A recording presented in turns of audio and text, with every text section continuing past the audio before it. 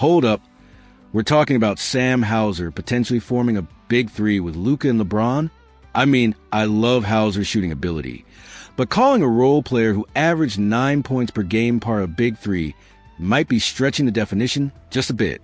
That said, there's actually some solid basketball logic behind why the Lakers will be interested in the Celtics sharpshooter, even if the big three framing is a little generous. Let's break down what's really happening here.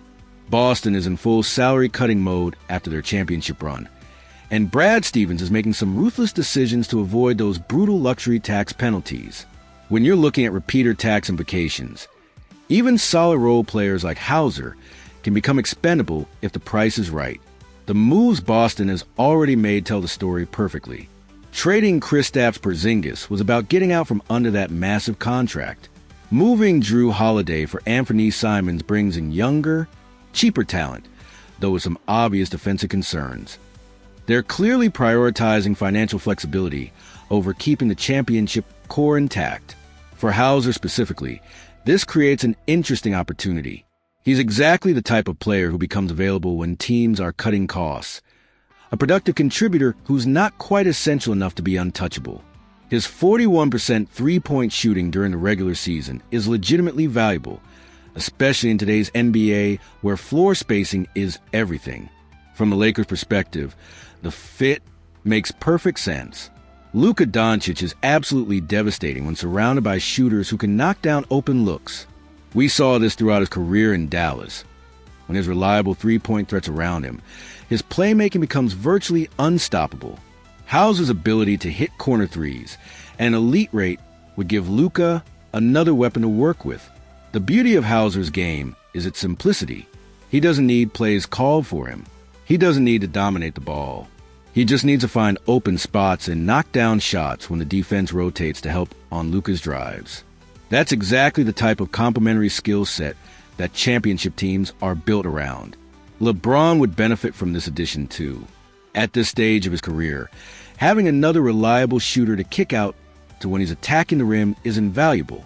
It keeps defenses honest and creates better spacing for everyone on the floor. The cost factor is probably the most appealing aspect for the Lakers. As Zach Cram pointed out, shooters like Hauser are available for a low price because the supply is relatively high. This isn't a trade where you're giving up significant assets. It's more about finding the right role player to fill a specific need. Hauser's championship experience is also worth noting. He's been through the playoff grind with Boston and understands what it takes to contribute to winning basketball at the highest level. That kind of experience, even in a limited role, can be valuable for a Lakers team that's trying to maximize their championship window. The defensive concerns are real, though. Hauser isn't going to lock anybody up, and the Lakers already have some defensive limitations they need to work around. But if you're getting elite shooting and smart basketball IQ, sometimes you can hide those defensive weaknesses with the right system and surrounding talent. Boston's motivation to move him is purely financial, which could work in the Lakers' favor. When a team is cutting salary rather than trying to maximize return, you can sometimes get good value. The Celtics might be willing to take back a lesser asset or even salary relief if it helps them get under the tax line. The timing makes sense too. Boston is dealing with Jason Tatum's injury situation, and they might view this as a transition year where they can afford to move some pieces around. If they're not expecting to be at full strength for a championship run, why not use this opportunity to reset financially? For Hauser personally, going to the Lakers could be a career-defining opportunity. Instead of being the fifth or sixth option on a stacked Boston roster, he'd have the chance to play a more prominent role alongside two of the league's best playmakers. His shooting numbers could actually improve with more open looks created by Luka and LeBron's gravity. The big three framing might be overselling it, but there's definitely something to be said for having three players who excel in their specific roles. LeBron as a veteran leader and secondary playmaker, Luka as the primary offensive engine, and Hauser as the elite floor spacer who keeps defenses honest. The Lakers' depth at the shooting guard/wing position isn't exactly overwhelming.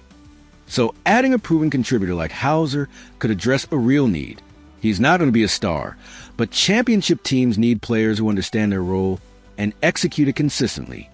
What makes this particularly intriguing is how it fits into the Lakers' broader strategy. If they're serious about maximizing their championship window with this core, adding complementary pieces like Hauser is exactly the type of move they should be making.